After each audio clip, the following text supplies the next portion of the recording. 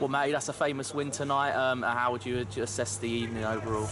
Yeah, it's an unbelievable evening. We've been close to these types of evenings or days or whatever probably last season, and we didn't really get enough of them for the way we played. And to get over the line really in our first sort of big game in terms of an ex-league club, to get over the line and win and also play the way we played. Like first half, like, some of the football was like scintillating stuff. Like we were going through them quite well. It's the Brazil kit, isn't it? Yeah, maybe it is. I don't know about that. That's a little bit too far. But yeah, they were unbelievable. Some of the football we played, and always like to win and play well as well. And sometimes you like to win and not play well because it's even sweeter. But to win and play like we have is brilliant. We certainly earned lots of plaudits in the press box where I was sat, and lots of compliments. Is that the biggest sort of compliment you get to the management team and the squad you built together this year? That there's been a massive crowd here tonight, and they've all appreciated a good footballing team. Yeah, I think that's like our first and foremost. I want to thank both sets of fans, because our fans to come out in the numbers they have, like 150 or whatever it was unbelievable on a Tuesday night. And equally, the Oldham fans, when they went 2-0 down, to come back the way they did and to get the team going, it's unbelievable from them. So credit both sets of fans. It was a pleasure, and like you say, you want to come to these places and impress. You want to put a marker down. You want to show that we're not just a team that come here and kind of roll over or try and sit in and try and nick a point. We've never done that really. We've always gone. We went to Notts County, we went to Wrexham, and we've outplayed them for large periods of games. Obviously, they have their spells, as Oldham did today in the second half. They were better than us second half, but the first half performance was the best as a management team we've been involved in by a country mile. We were unbelievable.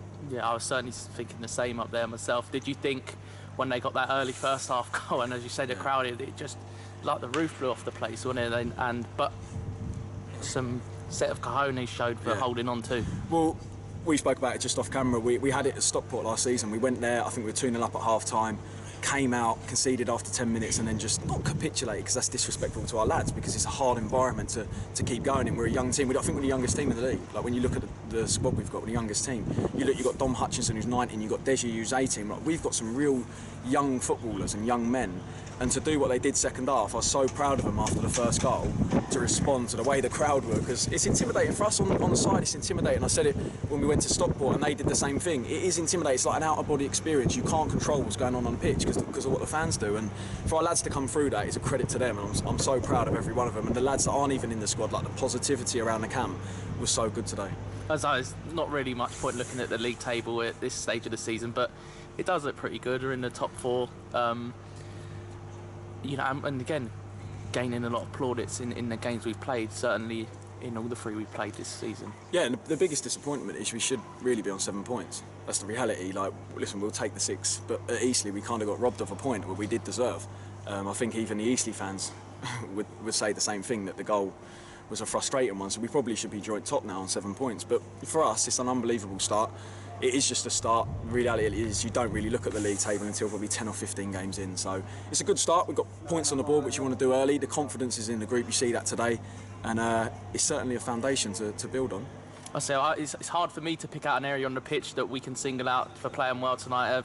Can you, or is it the same? No, you never really want to single anyone out. When you play like that, I think the whole team, like I say, even the players that weren't involved, like the positivity around the camp, and it's a whole group. It's not just the players on the pitch. It's not just us as a management team. It's everyone, the fans, the players that didn't play. So across the whole pitch, everyone, I'm proud of.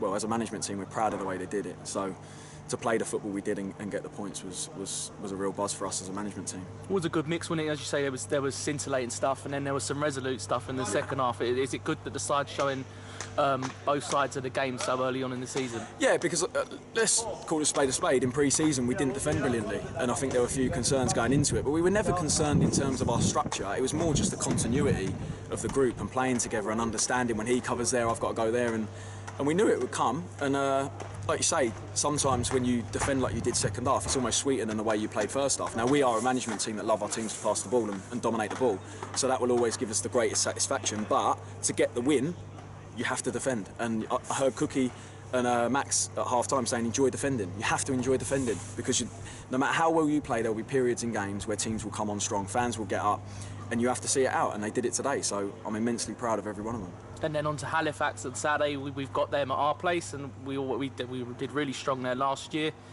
They've had some personnel changes, both from managerial and players. What are you expecting the sort of game they'll bring to our place on the I don't know how they've got on today, but I've already watched Stu watched it today, the Torquay game, and they lost, but they were very, very unlucky to lose. They were probably the better team for it, and they count themselves very unlucky. So it's going to be a really tough game. Like I said, I don't know how they got on today, but that ain't going to be easy at all. I know, obviously, you're riding the crest of a wave, and we've picked up points, but the reality is you're playing Halifax. Like, they are a big team. They're a very good team. They've got a good manager who's come in, obviously, after being the assistant manager, so he knows the group really, really well. So I've got no doubt they will pick up, and they'll be a tough game. So we just got to approach it the way we have, try and win the game, dominate possession, and that's how we play.